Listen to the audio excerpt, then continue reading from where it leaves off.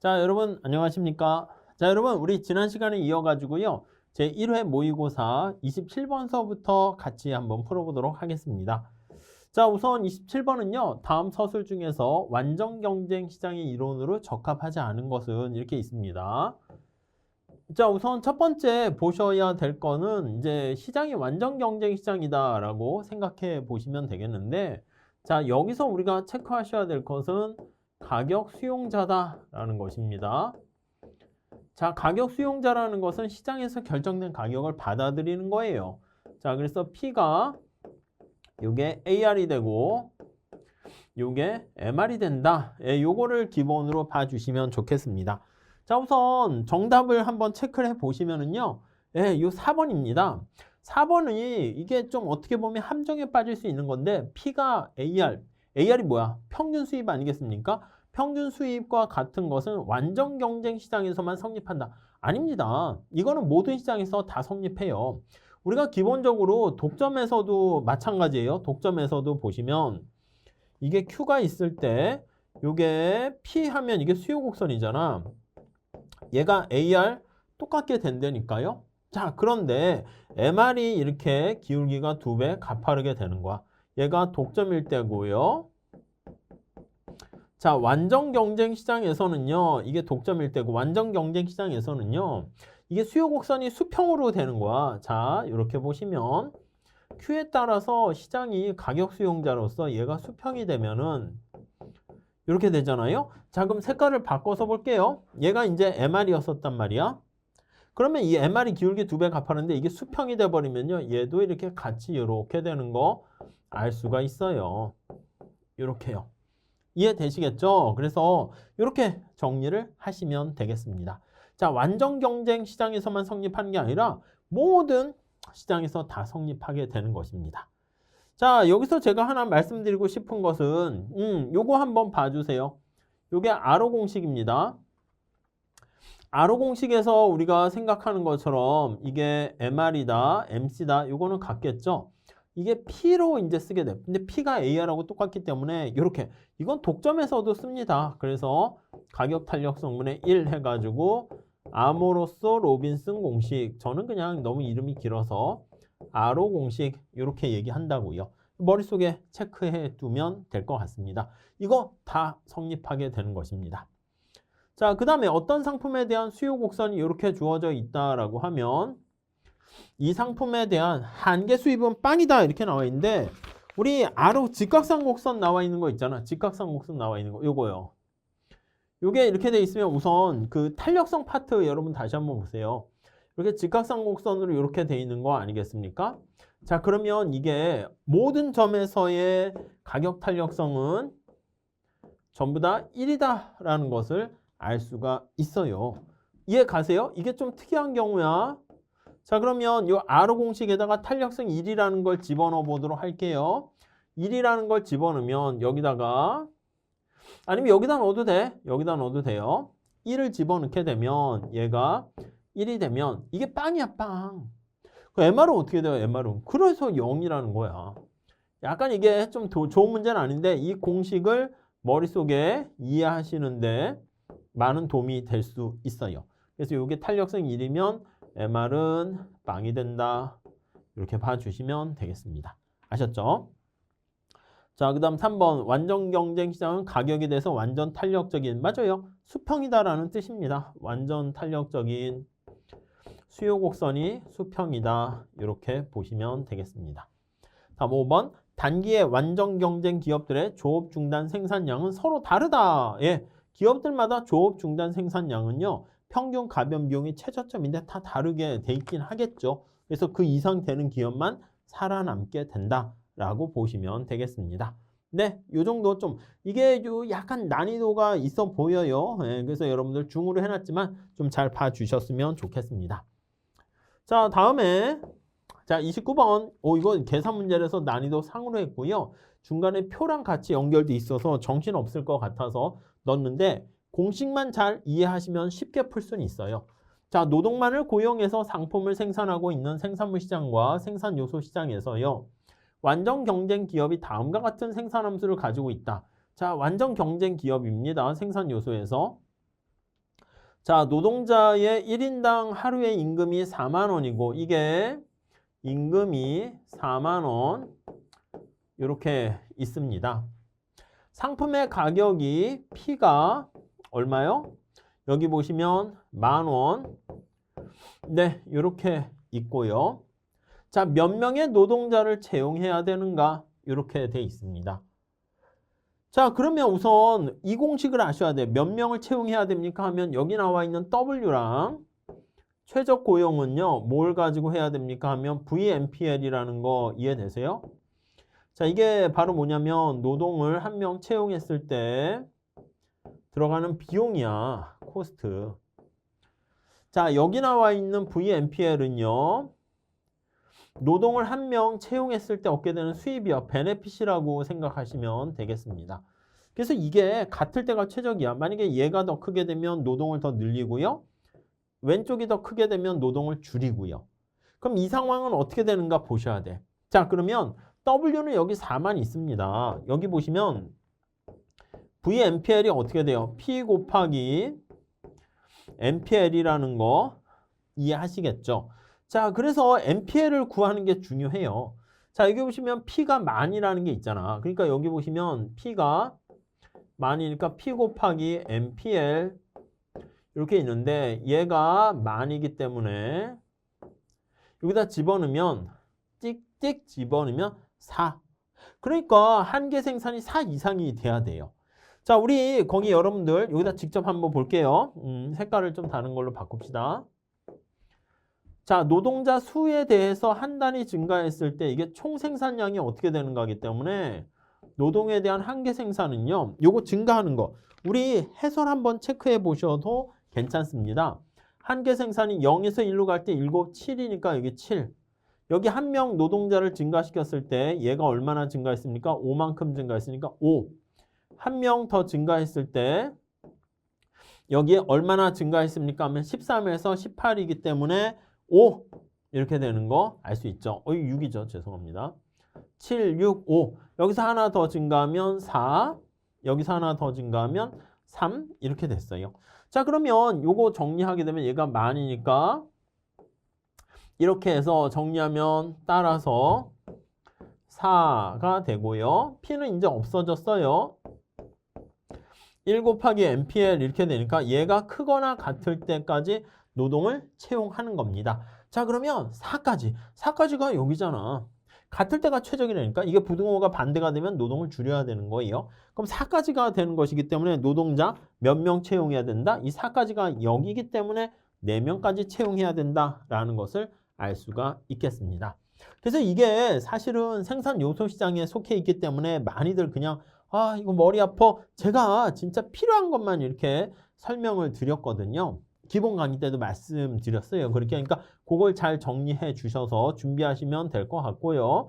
그걸 중심으로 해서 이 문제에 대해서 자신 있게 커버하시게 되면 경제학에 여러분들이 한층 더 업그레이드된 실력을 가지시게 될 겁니다. 아셨죠? 요거 간단해요. 요 공식 W와 VMPL. 뭐 거시경제학에서도 쓰이고요. 생산 요소 시장에도 쓰이고 다 하는 거니까 잘 정리해 주셨으면 좋겠습니다.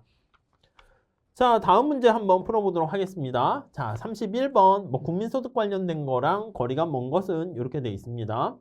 국민소득 관련된 GDP에 포함되는 거랑 그렇지 않은 거 중심으로 좀 보시면 될 것 같은데요. 자, 먼저 여기 보시면은요. 5번 먼저 볼게요. 국민소득의 실제 추계 과정에서는요. 우리가 국민소득 균형식에서는요. 총저축과 총투자가 같다. 이게 이제 이론상 당연히 맞는 거죠. 총공급과 총수요가 같다. 이게 총공급이 이제 어떻게 보면 대부자금 시장에서는 자금의 공급이고요. 그리고 자금에 대한 수요가 투자 이렇게 돼 있어요. 그래서 요거 두 개가 같을 때가 이제 균형식 이렇게 되는데 요게 이제 균형이 성립하는 거. 근데 현실에서는요. 이게 항상 성립하는 게 아니지. 항상 성립하면 좋겠지만 그래서 이게 달라질 때가 있게 된단 말입니다. 그래서 반드시 일치한다. 이게 띵 이렇게 보시면 되겠습니다. 아시겠습니까? 그래서 이게 다를 때가 있어요. 반드시가 아니라 먼 장기에 모든 게 제대로 반영되면 이론상 요거는 이제 균형이 성립할 때 얘기하는 것이고 현실에선 그렇지 않을 수가 있는 것이죠. 자, 그 다음 1번 볼게요. 일정 기간 동안에 생산물의 일부가 팔리지 않았다. 이거 어떻게 돼요? 재고 아니겠습니까? 재고. 않았더라도 사회 전체적으로 봤을 때 이거는 재고 투자로 간주한다고요. 그래서 재고 투자로 우리가 GDP에 포함시킵니다. GDP에 포함시키기 때문에 그래서 여기 나와 있는 것처럼 총생산물의 가치는 총소득과 같게 된다. 이렇게 보시면 되겠고요. 2번 주 근로시간의 감소는 근로시간이 감소했습니다. GDP에 포함되는 항목은 아니지만 그 결과는 다른 조건이 일정하게 되어 있을 때 GDP를 감소시킬 수 있다. 그렇죠? 근로시간이 감소하게 되면 사실 어떻게 보면은 근로시간의 감소, 내가 이제 생산을 줄이게 되면 그게 GDP를 감소시킬 수가 있게 되는 거죠. 그렇지만 이제 그 사람이 이제 여러 가지 여건에서 얘기하는 거니까 GDP 자체에 이제 근로시간 이거라기보다는 아웃풋 가지고 얘기하는 거니까 그 자체가 이제 포함되는 거 아닙니다. 그렇지만은 근로시간이 감소돼서 모든 국민들이 8시간 일을 하다 4시간만 일을 하게 되면 아웃풋도 4시간이 될 수 있지 않겠습니까? 그런 의미에서 감소시킬 수도 있다. 이렇게 얘기를 하는 것이죠. 다음 3번 보시면 보리 음료를 생산하는 기업에서 구입한 보리는 이 보리를 구입했는데 여기 보시면 기업에서 구입한 거야. 이거는 뭔가 인풋으로 사용되는 거죠. 중간 투입물로 사용됐다고요. 인풋으로 사용됐기 때문에 이런 것들은 사용되어 얘는 GDP에서 제외된다. 이렇게 보시면 되겠습니다. 자, 만약에 그게 아니라 소비자가 보리차를 끓여 먹기 위해서 사용했으면 그거는 포함시키게 되는 것이죠.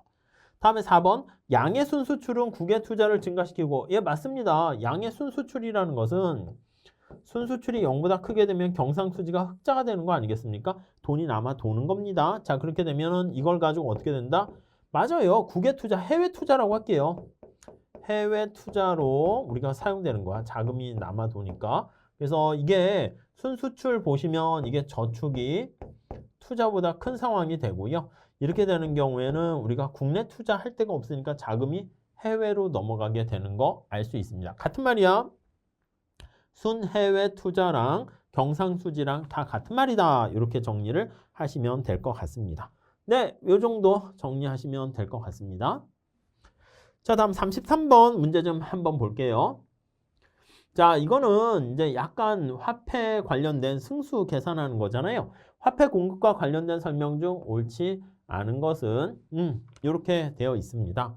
자, 우선 첫 번째 여기 보시면요. 4번 한번 볼게요. 예금은행의 신용창조는 본원통화가 이제 중앙은행의 창고를 통해서 나오는 게 본원통화 아니겠습니까? 모든 예금은행의 법정 지급 준비금의 합계와 같아질 때까지 계속된다 이렇게 나와 있는데요. 우리 해설에 거기 넣어놨습니다. 본원통화가 아닌 본원적 예금이 이렇게요. 그러니까 본원적 예금이 은행 조직 밖에서 돈이 들어오는 걸 얘기합니다. 자, 그래서 그게 법정 지급 준비금의 합계랑 같아질 때까지 계속된다. 이렇게요. 그러니까 예금은행의 신용창조니까 예금은행에 밖에서부터 돈이 들어오는 거예요. 그래서 본원적 예금이 이렇게 들어오게 되면 자, 일정 부분만큼은 여기서 대출을 해주게 되고요. 이게 지급준비금이야. 지급준비금 이렇게 되는 거예요. 준비금. 준비금만큼은 키핑하게 되는 것이죠. 그럼 이게 A은행으로 갔으면 B은행에 대출해 줬으면요. B은행도 마찬가지로 이만큼 지급준비금을 가지고 있으면서 나머지를 대출해 주게 됩니다. 자, 그래서요. 여기 법정 지급준비금의 합계 이걸 다 더하는 거랑 본원적 예금이 같아질 때까지 계속된다. 그래서 이게 본원통화가 아니라 본원적 예금. 좀 치사합니다. 예, 그래서 살짝 그 정도만 머릿속에 암기해 두세요. 자, 요거 한국은행이 본점을 신축하게 되면 어떻게 돼? 뭔가 본점을 하나 더 신축하면 돈이 나가야 될 거 아니겠습니까? 그래서 통화량이 증가하게 되는 거 알 수가 있고 대가를 줘야 되잖아. 한국은행이 뭔가 우리 건물 좀 하나 지어주세요. 그럼 대가로 뭘 줘야 되니까 그걸 보는 통화가 나가는 거죠. 신용승수는 통화승수보다 크다 이렇게 나와 있는데 이거는 거기 해설에도 보시면 나와 있긴 한데 뭐 가정 때문에 그런 거니까 그냥 요거는 그냥 살짝 넘어가도록 하세요. 그래서 크다는데 그냥 요 지문은 넘어가도록 하세요. 그냥 공식 있잖아요. 그 공식 하나만 그냥 봐주시면 될 것 같습니다. 총 지급 준비율이 1이다라고 하면요. 이게 뭐야? 법정 지급 준비율뿐만 아니라 초과 지급 준비율이 1이다라고 하면은 자, 우리 기본적인 승수 어떻게 됩니까? 기본적인 승수는 지급 준비율분의 1 이렇게 돼 있다고요. 지급 준비율분의 1. 그럼 지급 준비율이 1이면 어떻게 돼? 승수는 1이다. 이 얘기가 되는 거야. 승수가 1이다라는 것은요. 대출을 못 해주는 거야. 지급 준비율이 1이면요. 이게 무엇을 뜻합니까? 대출이 불가 이거야. 대출이 불가. 야, 너 은행에서 말이야. 돈이 들어오면 100% 지급을 위해서 가지고 있어. 그렇게 되는 거니까 대출이 불가해서 은행은 어떻게 된다? 은행은 금고 역할만 하는 거예요. 금고의 역할을 하게 된다. 금고가 된다. 이렇게 보시면 될 것 같습니다. 자, 여기서 현금 통화 비율이 1이면 본원 통화와 통화량은 같다. 여러분, 현금 통화 비율이 1이면요. 은행에 절대 예금을 하지 않는 거야. 다 현금으로 갖게 되는 거야. 자, 우선 본원 통화는 어떻게 됩니까? 본원 통화는 우리가 현금과 지급준비금 이렇게 되는 것이고요. 그 다음 통화량은 어떻게 됩니까? 통화량은 현금과 예금 이렇게 되는 겁니다. 자, 그런데 이 경우에는 어떻게 됐습니까? 하면 현금 통화 비율이 1이다라고 하면요. 사람들이 전부 다 지급준비금을 안 하는 거야. 지급준비금도 없고 예금도 없는 거야. 얘가 빵인 거야. 얘도 빵인 거야. 그러니까 C, 현금만 다 있으니까 본원 통화는 통화량과 같게 된다. 이렇게 보시면 돼요. 자, 이걸 계기로 해가지고 공식하고요. 본원 통화와 통화량 어떻게 돼 있나 그것 좀 잘 체크해 주셨으면 좋겠습니다. 그러니까 요거는 좀 그냥 하지 마시고 요거는 그냥 빼버릴게요. 다음에 보기 드문 선지를 바꾸고요. 약간 틀린 건 아닌데 괜히 여러분들 부담 줄 것 같아가지고 빼주시고 요것도 좀 치사하긴 치사해요. 근데 아무튼 요 나머지 질문들은 다 좀 기본적인 거니까 조금 요 정도 해서 정리를 해 두셨으면 좋겠습니다. 자, 다음 35번 문제 좀 풀어볼게요. 자, 엄청나게 많은 박스 내용이 있습니다. 옳지 않은 것은 몇 개인가 이렇게 얘기를 하고 있어요. 그래서 난이도 3이라고 한 거는요. 여기 보시면 ISLM뿐만 아니라 케인즈 고전학파 얘기까지 다 포함하고 있어서 그렇습니다. 여기까지 이렇게 있어요. 그래서 정답은 6개 이렇게 돼 있는데 우선 답을 살짝 체크하면서 내용을 한번 봐주도록 할게요. 자, 우선 거기 해설에 나와 있는 거 먼저 체크해 보도록 할게요. 우선 뭐가 틀렸냐면 B가 틀렸고요. C가 틀렸고요. 그 다음에 F가 틀렸습니다. 그 다음에 H가 틀렸고요. 이게 뭐 운이 좋으면 이제 뭐 이렇게까지 나오게 되면 이제 잘못 집었는데 정답에 맞출 수도 있긴 해요. I와 K 이렇게 돼 있습니다. 네, 이렇게 6개요. 한번 살짝 틀린 거 지문 위주로 살펴보도록 하겠습니다. 자, 여기 보시면 총수요 총공급에서 균형 이자율이 결정된다? 아니죠. 왜요? 아니, 총수요 총공급은요. 아시겠지만 Y랑 P평면에 이렇게 나타낸다고. 그러니까 물가와 국민소득이 이렇게 얻어지게 되는 것이지. 이렇게요. 균형 이자율은 ISLM에서 얻어지는 거죠. 그래서 IS와 LM에서 도출된다, 얻게 된다. 이렇게 보시면 될 것 같습니다. 자, 다음에 조세를 감면하면 세금을 깎아줬습니다. 그러면 국민소득 이런 것들이 하락한다? 아니요. 여러분, 국민소득이 하락하는 게 말이 돼요? 아니, 세금을 깎아주면 사람들이 소비를 증가할 거 아니겠습니까?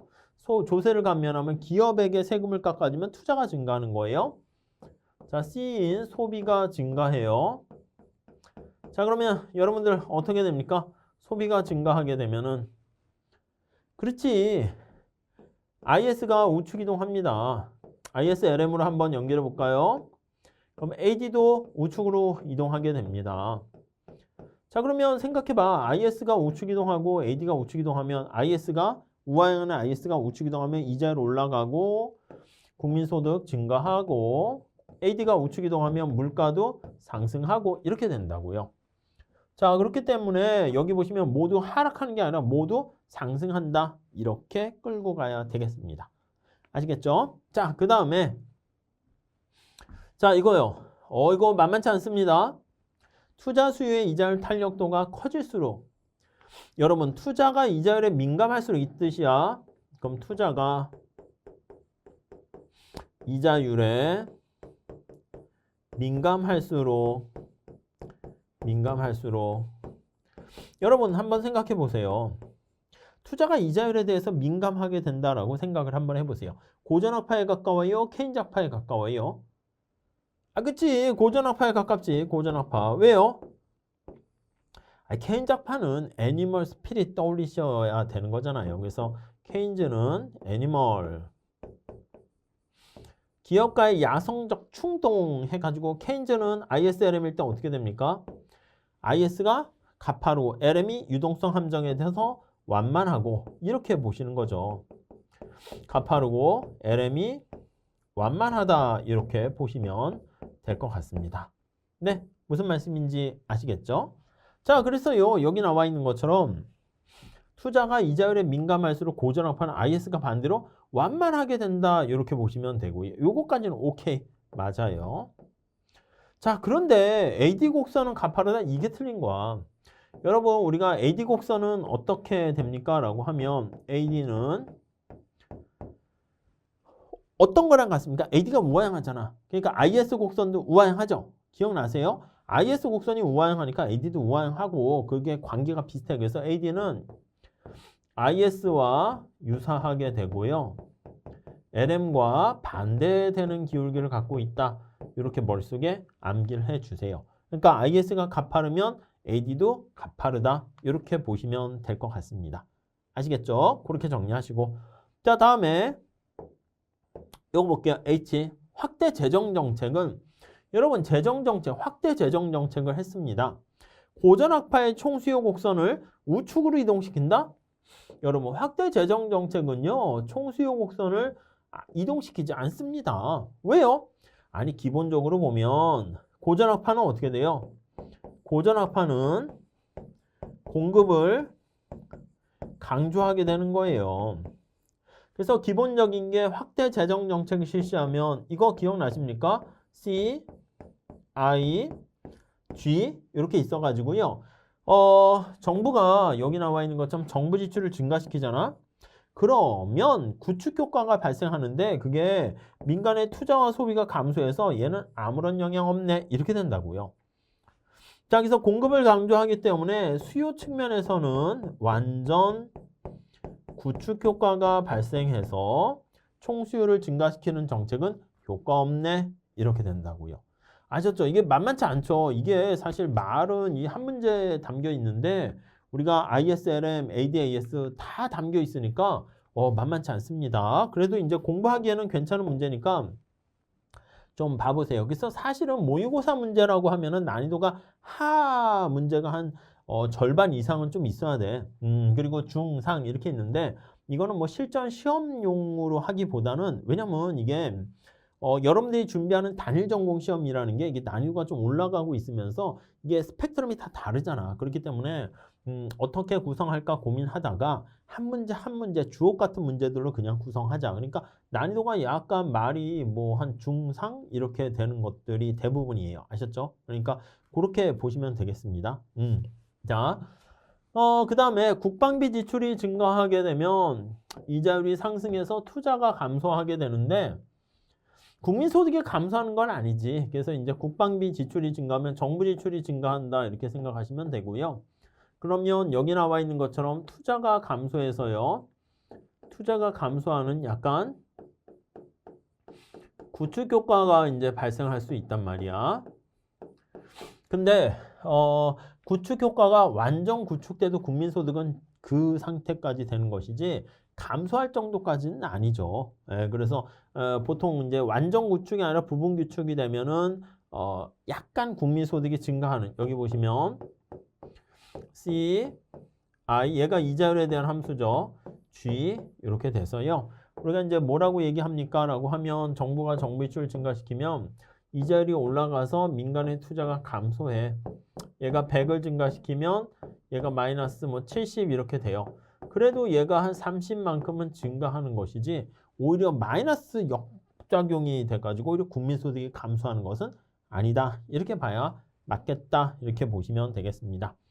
자, 그 다음에 K번 한번 볼게요. 노동을 공급하는 K인작파는 명목 임금의 증가함수로 보는데 반해서 통화주의는 예상 실질 임금의 증가로 본다. 이건 조금 어려울 수 있습니다. 우리가 이제 노동 공급과 관련해 가지고요.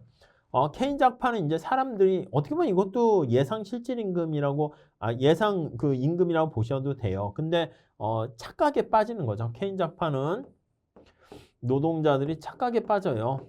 노동자들이 착각에 빠지기 때문에 착각에 빠져가지고 거기 나와 있는 것처럼 약간 이런 명목 임금에 대한 증가함수로 보는 거 오케이 이렇게 볼 수가 있어요. 자, 그런데 여기 보시면은 예상 실질 임금 맞아요. 이렇게. 그래서 이것도 K인작파는 여기 명목 임금이라기보다는 예상 실질 임금 즉 뭐냐면 예상된 실질 임금 이렇게 해서요. 이게 명목임금이야. 명목임금. 근데 명목임금이 이게 좀 고정되어 있는 거야. 고정되어 있어요. 그래서 물가를 예상하는 거죠. 이게 예상된 실질 임금이에요. 조금 어렵긴 해요. 그래가지고 K인작파 같은 경우에도 요거 물가를 예상하고요. 예상을 해요. 그러니까 착각에 빠지는 거야. 그리고 얘는 명목임금이야. 명목임금은 오히려 고정되어 있다. 이렇게 간주를 합니다. 네, 이렇게 고정되기 때문에 둘 다 예상 실질 임금의 함수다. 이렇게 보시면 되겠어요. 이 K번은 조금 어렵습니다. 아셨죠? 그래서 노동시장 뭐 약간 우리 더 들어갈까 했는데 약간 버거울 수 있어서 넘어갔는데 한번 문제로 만들어 놓긴 했어요. 네, 살짝 머릿속에 넣어두시면 좋을 것 같고요. 나머지 지문은요, 다들 맞는 지문입니다. 그런데 여러분들이 이게 왜 맞는 거야? 그게 이해가 안 되면 그쪽 파트의 내용을 조금 다시 한번 책을 찾아보셨으면 좋겠어요. 여기서 일일이 다 설명을 드리면 또 거시경제 처음부터 다 설명드리는 거니까 거기까지는 좀 약간 버거워서 하기는 좀 그렇습니다. 아셨죠? 다음 37번 한번 볼게요. 자, 실업에 대한 서술로 옳지 않은 것은 모두 몇 개인가? 이것도 공부하기 위해서 살짝 우리가 보고 있는 것인데 앞에 거보다는 약간 난이도가 이제 약간 실업에 포함되는 거랑 포함되지 않는 거랑 그리고 실업에서 이제 유형 관련된 거 이렇게 되는 거라서 좀 한번 보시면 될 것 같습니다. 자, 우선 틀린 거는요. 뭐가 틀렸습니까? 하면 C 틀렸고요. 그 다음에 E 틀렸고요. F 틀렸고요. 그 다음에 I가 틀렸습니다. 그래서 네, 다음 페이지에 I 이렇게 틀려 있습니다.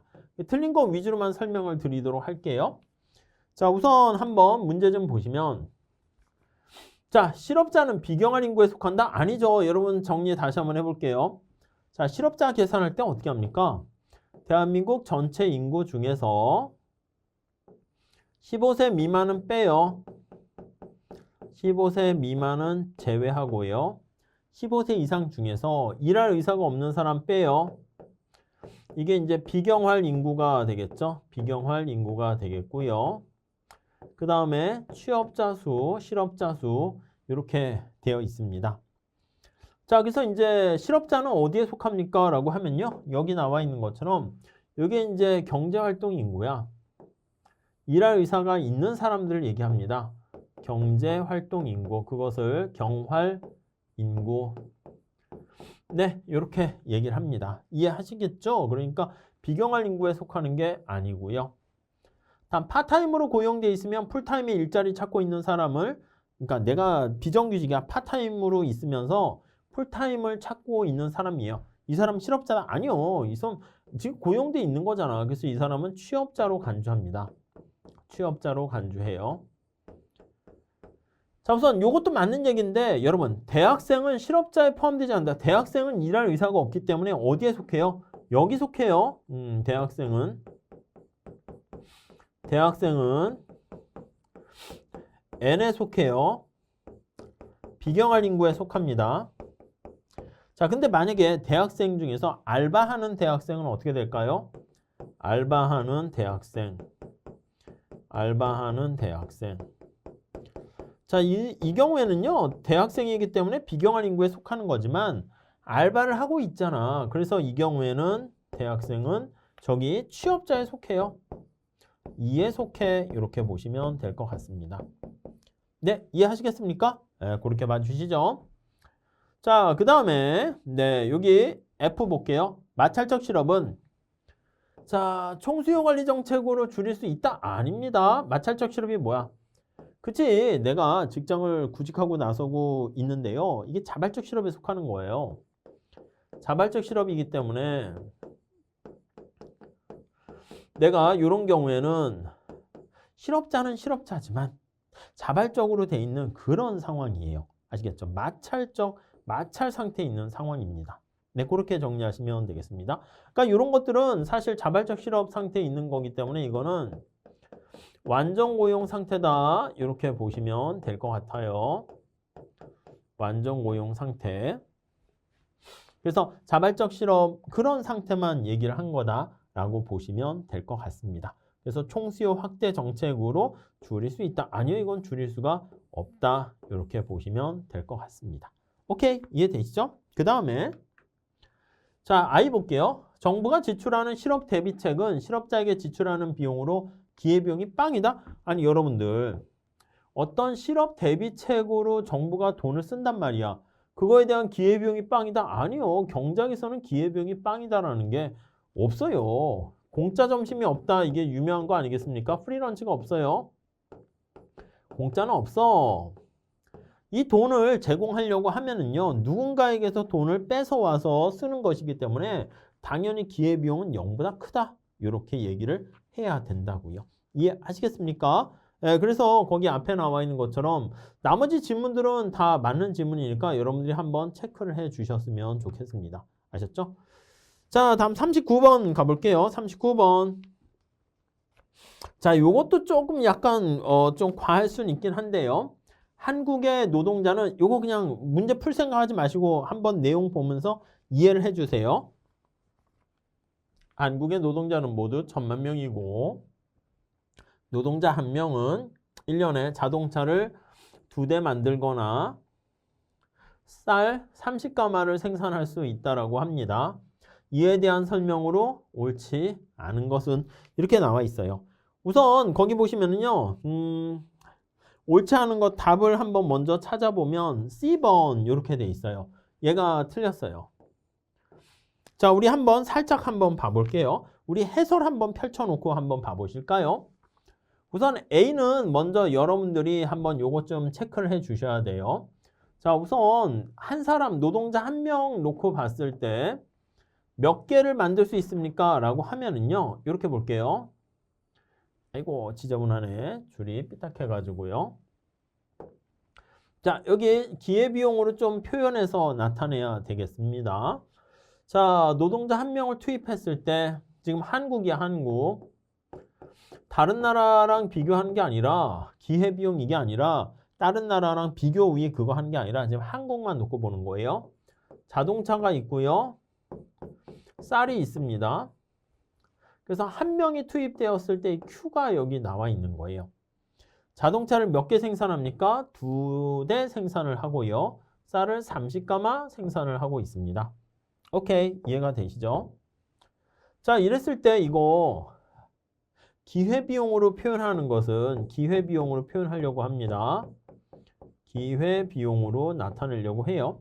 어떻게 나타냅니까? 하면 이게 L이면은요. 우리 편법 말씀드렸잖아요. L이면 어떻게 파고드세요 전략을 써달라고 그랬고요.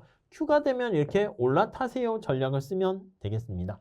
기회비용으로 전환을 하는 게 굉장히 중요합니다. 전환을 하는 게 굉장히 중요해요. 무슨 말씀인지 아시겠죠? 자, 그러면 자동차의 기회비용을 쌀로 표현한다 그러면 어떻게 하면 됩니까? 하면 30이 위로 올라타면 되겠습니다.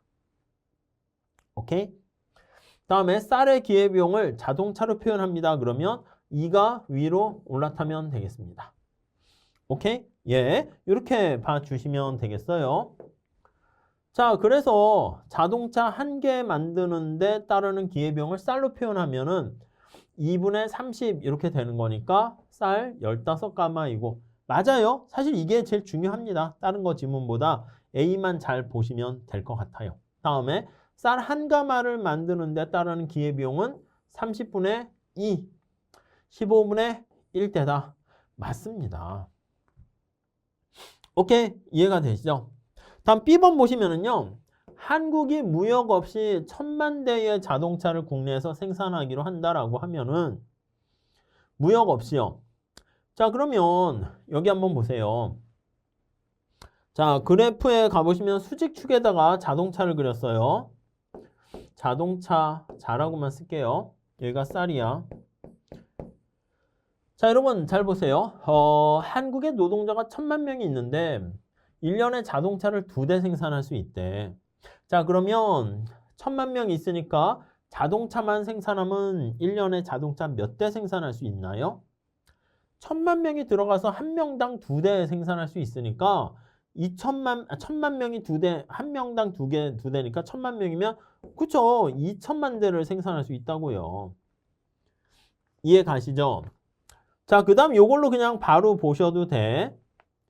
자동차를 하나 생산을 하게, 이제 자동차가 지금 여기까지 이렇게 왔어요. 2000대. 거기 보시면, 여기 보시면 1000만 명 하니까 단위가 너무 커졌네. 그래서 거기 나와 있는 것처럼 우리 이거 2개 지웁시다. 100만 대로 해서요. 20이라고 쓸게요.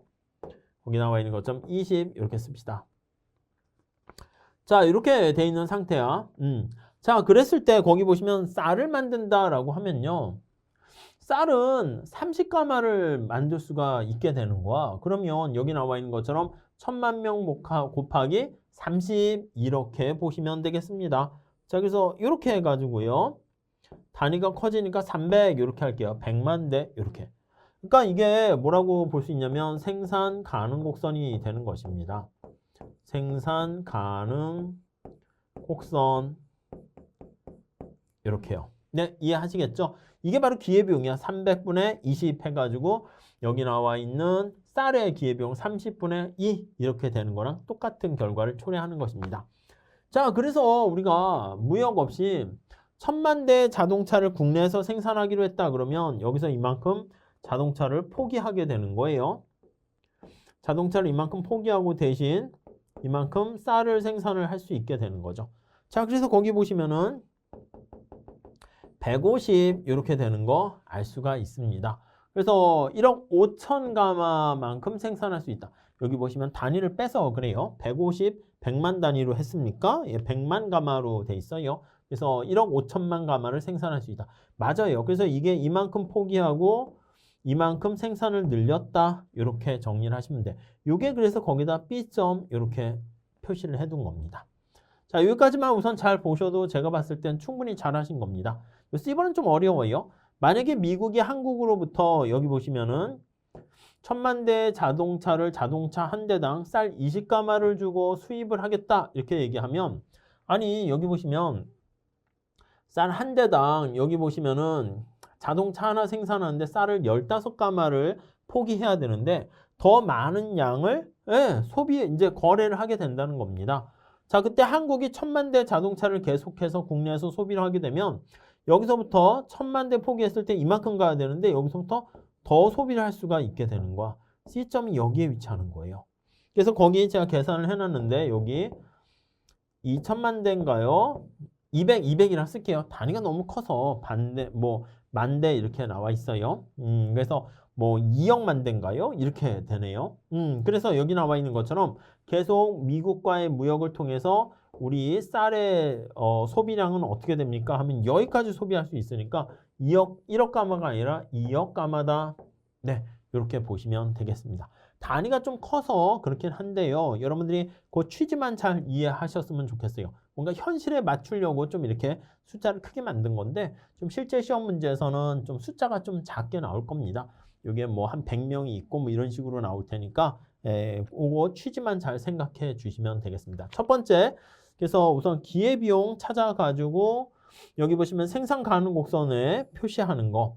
그다음 생산 가능 곡선 보시고 요 위에는 폐쇄 경제 하에서 우리가 선택하게 되는 건데 개방 경제에서 국가 간의 교역을 하게 되면은 생산 가능한 소비 가능한 영역이 생산 가능 곡선인 B점 아니라 C점까지 더 이렇게 확대가 될 수 있다라는 거에 초점을 맞추시면 되겠습니다. 아시겠죠? 예, 이렇게 보시면 되겠어요. 양이 이거는 꽤 됩니다. 예, 그래서 여러분들이 잘 좀 체크해 보시면 되겠고요. 자, 다음에 41번 문제 좀 한번 풀어보도록 하겠습니다. 자, 여기 보시면 수요와 공급에 대한 다음 설명 중 옳지 않은 것은 이렇게 해놨습니다. 자, 우선 답을 한번 찾아보시면은요. 답은 2번 이렇게 돼 있습니다.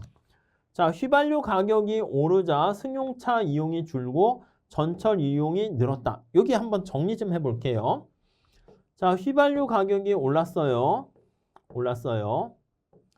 그랬더니 휘발유의 소비량이 줄어드는 거 아니겠습니까? 휘발유의 소비량이 줄어들어요.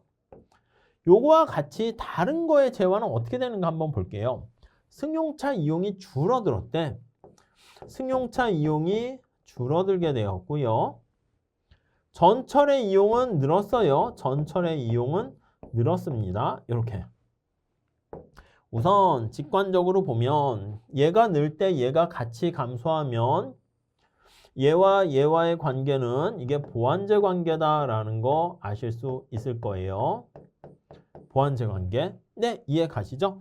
자, 그러면 여기 나와 있는 휘발유와 전철과의 관계를 보면 이거 어떻게 돼요? 휘발유가 감소했는데 전철이 증가했잖아. 이거는 얘가 망하니까 얘가 흥하니까 두 개는 대체제 관계예요. 대체제 관계. 자, 만약에 여러분들께서 이거를 이렇게 보셔도 되고요. 조금 실력이 쌓였으면은 얘를 기준으로 보는 거지. 휘발유의 가격을 기준으로 보는 거죠. 얘를 가격으로 봐서요. 얘가 증가할 때 얘가 감소했어. 얘가 감소했어. 교차 탄력성이 어떻게 됩니까?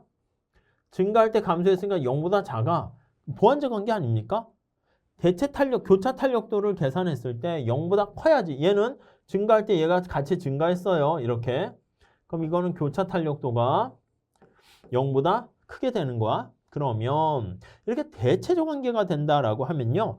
이게 플러스 관계가 되면 대체적 관계고 이렇게 마이너스 관계가 되면 보완제 관계가 된다라는 거 알 수가 있을 겁니다. 네, 무슨 말씀인지 이해가 되시겠죠?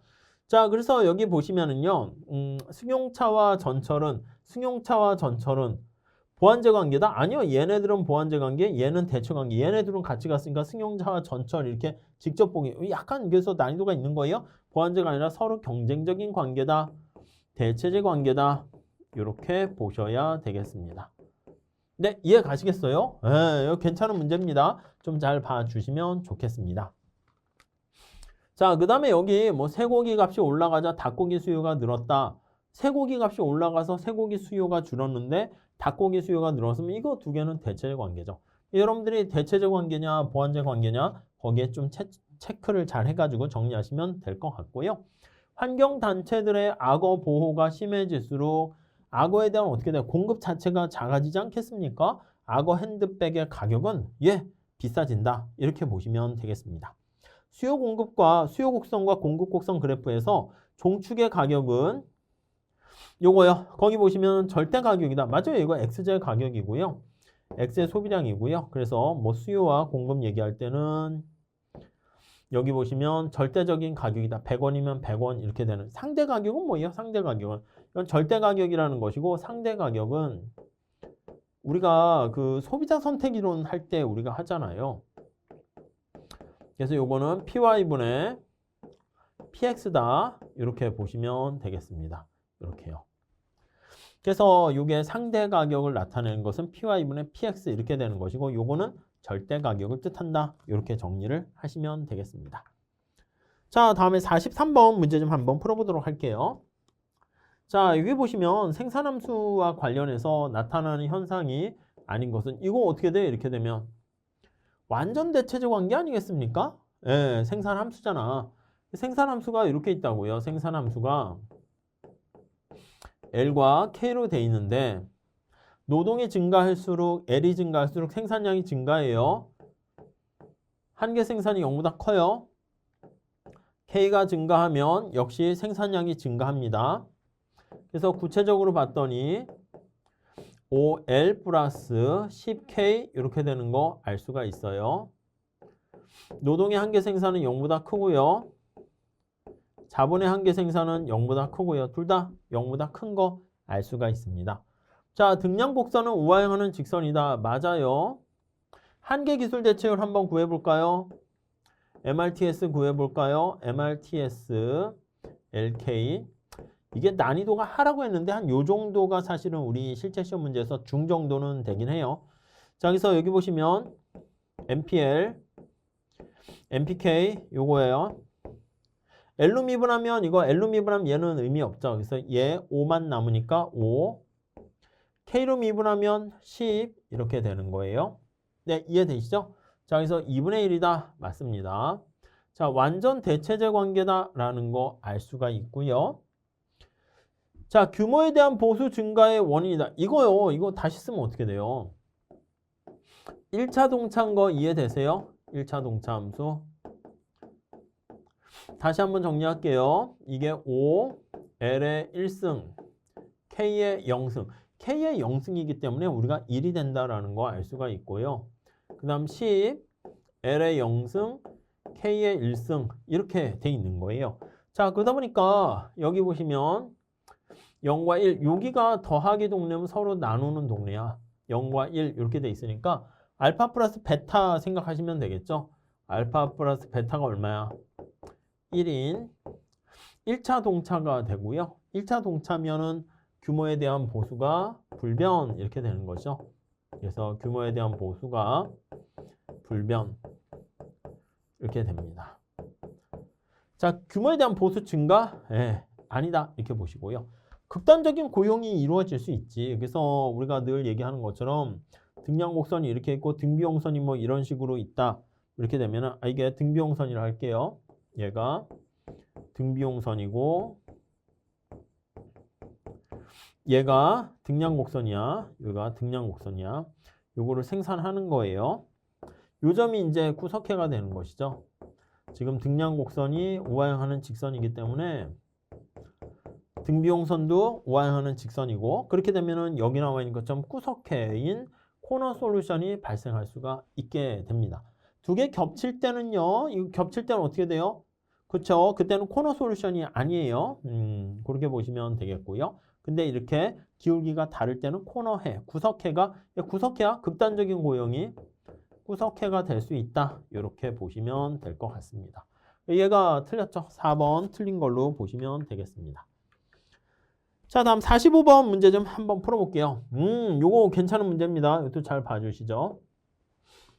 자, 난이도는 중으로 해놨고요. 생산물과 생산 요소의 완전 경쟁 시장에서 임금이 하락할 때 나타나는 현상이 아닌 것은 이렇게 돼 있어요. 우선 임금이 하락했어. 여러분 보시면 W가 하락했어요. 자, 우선 이게 한번 보시면은 3번이 틀렸는데 우선 틀린 건 먼저 체크를 한번 해볼게요. 나머지 질문들도 여러분들 잘 봐보세요. 자, 임금이 하락하면 이 생산 효과가 산출 효과 또는 규모 효과라고 얘기합니다.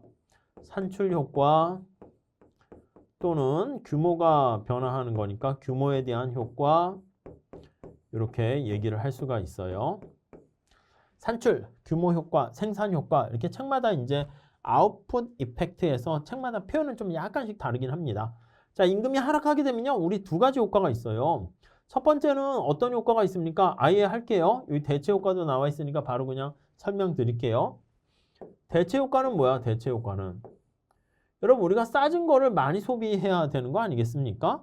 노동의 가격이 W 임금이잖아. 노동의 가격이 싸지면 당연히 어떻게 돼요? 노동을 증가시키고 자본을 감소시킨다. 이렇게 보시면 되겠습니다.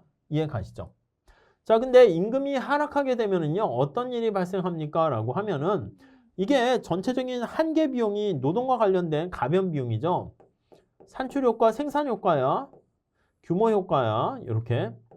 그래서 비용이 감소한다고 한계 비용이 감소해요. 여러분, 노동을 사용할 때 들어가는 비용이 감소하니까 전체 비용이 작아지게 되면서 생산량이 증가하게 됩니다. 생산량이, 산출량이 증가하게 돼요. 더 많이 증가시킬 수가 있습니다. 여러분, 생산량이 증가하게 되면은요, 노동과 자본을 어떻게 해요? 그렇지, 더 많이 이렇게 증가시킬 수가 있어요. 더 많이 투입할 수가 있습니다. 이렇게요. 네, 이해 가시겠습니까? 그래서 노동도 증가하고 자본도 증가하는 결과를 초래하게 됩니다. 자, 그럼 하나씩 볼게요. 이건 맞지. 임금이 하락하게 되면 평균 비용과 가변 비용과 관련된 거니까 한계 비용도 하락하게 됩니다. 그렇죠. 한계 비용 나타내는 게 뭐야? MC. 노동과 관련된 비용이잖아. 그래서 둘 다 하락하게 되고요. 다음에 임금이 하락하게 되면 대체 효과에 의해서 노동의 고용량이 증가. 이게 대체 효과야. 노동이 증가하고 자본의 고용량은 감소한다. 맞는 얘기죠. 2번 잘 체크해 주시면 될 것 같고요. 3번 볼게요. 임금이 하락하면 생산량의 효과에 의해서 생산 효과에 의해서 노동의 고용량이 증가하고 자본의 고용량도 증가하네. 감소가 아니네요. 예, 이거 대체 효과랑 우리가 산출 효과 얘기하는 건데 소비자 선택하고 똑같은 결론이니까 좀 잘 체크해서 정리해 주셨으면 좋겠습니다. 자, 임금이 하락하게 되면 상품의 생산량은 증가한다. 맞습니다. 증가하게 되네요. 임금이 하락하게 되면 생산량에 미치는 효과를 분석해 보면 이윤 극대화의 고용 조건은 비용 극소화야 요소 고용 조건을 만족시키지만 비용 극소화 요소 고용 조건이 만족되었다 해서 이윤 극대화 조건이 만족된 것은 아니다. 이거 좀 정신없죠? 이거 결론만 제가 말씀드릴 테니까 잘 보세요. 여러분 이윤을 극대화했다라고 하면요. 우리가 어떻게 하냐면 TR에서 TC를 뺀 그 차이를 가장 극대화하는 게 이윤 극대화야. 그래서 결론 말씀드리면 이윤 극대화가 더 안에 있는 개념이다 이 뜻이야. 비용 극소화랑 이렇게 돼 있는 거야. 이게 비용 극소화 개념이 되는 거예요. 네, 이해 가시겠습니까? 자, 그러면 이게 뭔 얘기야? 그러면 여러분 이윤 극대화가 성립하게 되면 비용 극소화는 당연히 성립을 해요. 무슨 말씀인지 아시겠죠? 근데 비용 극소화가 성립했다 해서 이윤 극대화까지 성립하는 것은 아니다. 그걸 나타내는 거야. 머릿속에 암기하셔도 됩니다. 그러니까 이윤 극대화가 무조건 다 완벽한 그냥 더 좁은 의미의 개념이다. 이렇게 보시면 되겠습니다. 아셨죠? 나는 1차만 합격했어. 그게 이제 완벽하게 면접까지 해서 최종 면접에 합격한 건 아닐 수 있잖아요. 이윤 극대화는 나 완벽하게 합격해서 공기업에 합격했어. 뭐 이렇게 돼서 완전히 취업에 성공했다는 뜻이고요. 최종 합격 통지서까지 받은 거야. 요거는 이제 그랬다고 하면은 당연히 1차도 붙고 면접도 통과하고 다 됐다는 얘기겠지. 서류 다 통과했다는 얘기겠죠. 근데 나는 이제 이제 1차만 합격했어. 이렇게 얘기하면 아직 최종 합격된 것은 아니다. 그렇게 나눠서 보시면 될 것 같습니다. 자, 그 정도 봐주시면 좋을 것 같고요. 자, 다음 47번 문제 좀 한번 풀어보도록 하겠습니다. 자, 화폐 공급에 대한 설명 중 옳은 것은 이렇게 돼 있습니다.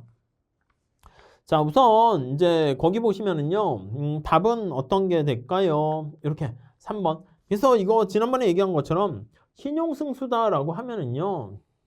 이게 지급준비율분의 1, 요 Z, 요 R을 우리는 Z라고 썼었는데 책마다 달라요. 그래서 R이라고도 쓰고 그래요. 그래서 요 Z 쉽게 얘기하면은 해설에는 R이라고 썼습니다. 지급, 준비, 어떤 책에서 R 이렇게 쓰기도 하고 그래요. 그래서 준비율이라고 보시면 되겠어요. 이렇게 얘기하고요. 순신용승수니까 이게 순이잖아, 순. 그러니까 본원적 예금을 빼는 거야. 그래서 그렇게 나타낼 때는요. R분의 1-R 또는 Z라고 쓸게요. Z분의 1-Z 이렇게 돼서요. 얘가 좀 더 크다. 이렇게 보시면 되겠습니다. 여기 나와 있는 이 값을 우리가 순 이렇게 신용승수 이렇게 보시면 되겠습니다. 그러니까 우리가 사실은 뭐 가볍게 보세요. 여기 본원적 예금이 들어왔잖아요. 본원적 예금이 들어왔어. 본원적 예금이 들어왔습니다. 예금이 들어왔을 때 100억 원이 들어왔다라고 할게요. 자, 그러면 어떤 A 은행으로 왔어요. 그럼 지급준비율이 10%면 10만큼 놔두고 이 90을 대출을 해줘야 되는 거죠. 이해 가시죠? B은행으로 이렇게 갑니다.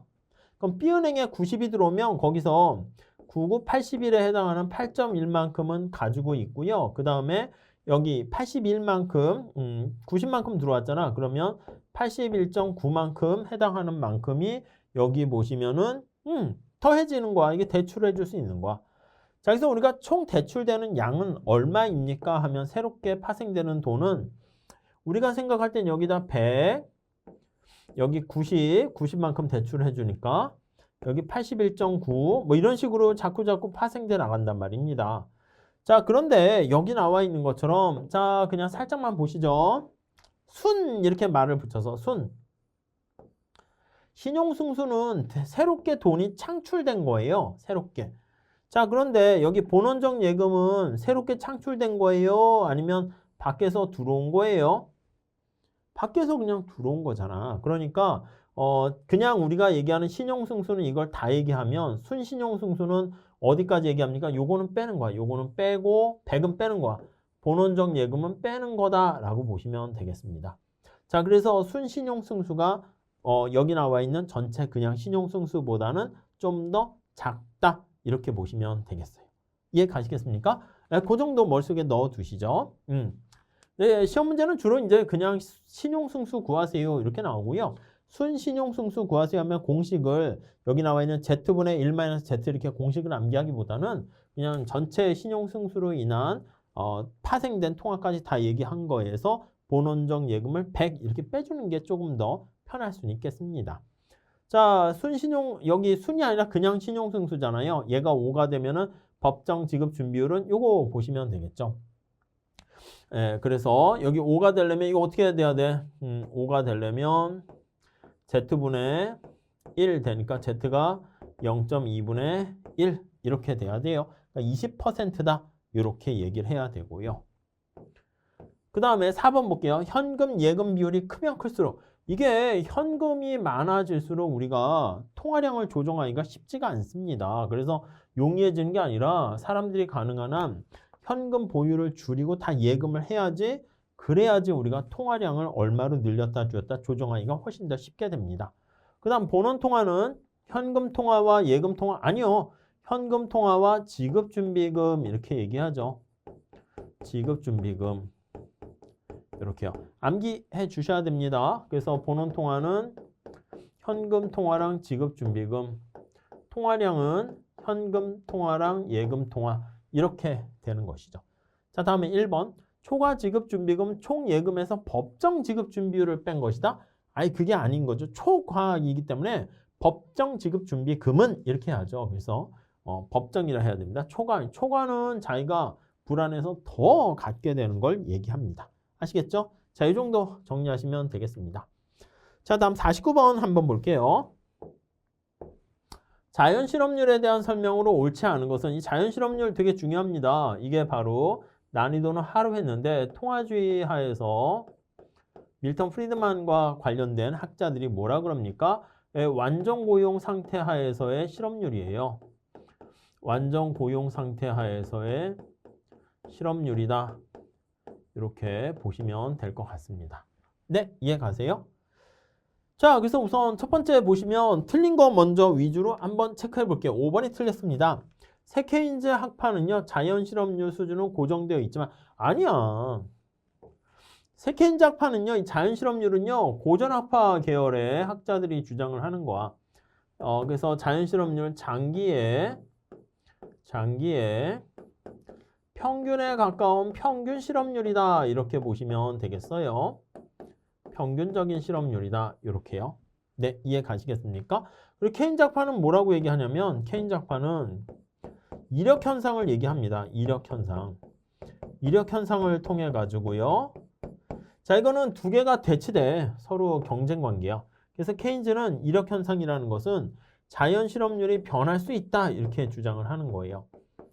자연 실업률이 변화 가능하다. 이렇게요. 변화 가능. 그러니까 늘렸다 줄었다 변할 수 있다. 이렇게 보시면 되겠습니다. 무슨 말씀인지 아시겠습니까? 자, 그리고 통화주의에서 자연 실업률 가설에서 또 하나 보셔야 될 건 뭐냐면 장기에는 여기 평균으로 되돌아가는 거니까 장기의 AS 곡선이 수직 이렇게 되거나 아니면 필립스 곡선으로 봐도 됩니다. 그래서 장기의 필립스 커브가 수직으로 정부 정책이 효과 없어요. 정부의 총수요 관리 정책이 무력해 이렇게 됩니다. 무력해. 자, 그런데 장기가 아니라 단기에는 뭐가 어떻게 됩니까? 라고 얘기를 하면요. 단기 AS 곡선이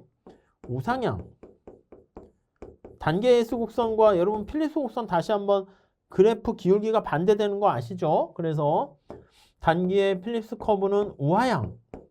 이게 의미가 뭡니까? 수직이 아니다라는 거의 의미는 우하향으로 정부의 AD 정책은 총수요 관리 정책은 효과가 있어. 이렇게 됩니다. 아시겠습니까? 네, 그거 좀 잘 체크하시죠. 자, 그래서 세켄자파 주장과 반대가 되는 것입니다. 자, 우선 1번부터 살짝 볼게요. 자연 실업률이 바로 어떤 실업률입니까? 하면 나이루라고 해서요. 인플레이션을 가속시키거나 감소시키지 않게 해주는 실업률이다. 맞습니다. 그 다음 실직자 수와 구직자 수를 같게 만드는 실업률. 어떻게 합니까? 그치. 그래서 자연 실업률 이 구하는 공식 아시죠? 실직률과 이직률과 구직률 분의 이직률 이렇게 해서 계산을 하고요. 다음 3번. 현재 실업률이 자연 실업률보다 낮으면 여러분 이거 지금 경제가 침체야 아니면 경제가 과열된 거야? 현재 실업률이 자연 실업률보다 더 낮게 되면 경제가 지금 과열된 상태야. 과열됐으면 현재 인플레이션이 평균보다 어떻게 됩니까? 더 올라가게 되는 거지. 과열됐으니까. 네, 이해하시겠죠? 다음 4번. 고전학파 계열의 경제학자들은 정부의 안정화 정책과 자연 실업률은 관계없다. 이게 관계없다는 게 뭐야? 그렇지. 정부의 안정화 정책이 효과가 없다. 이게 바로 관계없다. 이 뜻이 되는 겁니다. 이해하시겠습니까? 중요합니다. 잘 봐주시면 좋겠습니다. 자, 이렇게 해가지고요. 우리가 1회 모의고사 문제를 풀어봤습니다. 홀수만 풀어봤는데 만만치 않은 걸 느끼셨을 거야. 그래서 우리가 책은 이렇게 얇지만 그 안에 진짜 최고를 지향하는 문제들을 거기다 넣어놨기 때문에 여러분들께서 그것만 잘 정복하시게 되면 어떤 시험을 치르시더라도 충분히 커버가 가능합니다. 아셨죠? 그래서 만약에 중간에 좀 해설을 넣어놓긴 했는데 이해가 좀 안 된다 하시면은요. 기본 강의 내용 파트와 책을 좀 찾아보시면 좋을 것 같아요. 아셨죠? 그래서 다 중요한 엑기스 문제를 넣어놨기 때문에 여러분들께서 잘 반드시 정리하시고 정복하셨으면 좋겠습니다. 자, 이렇게 마치고요. 다음 시간에 또 2회 모의고사 때 찾아뵙도록 하겠습니다. 감사합니다.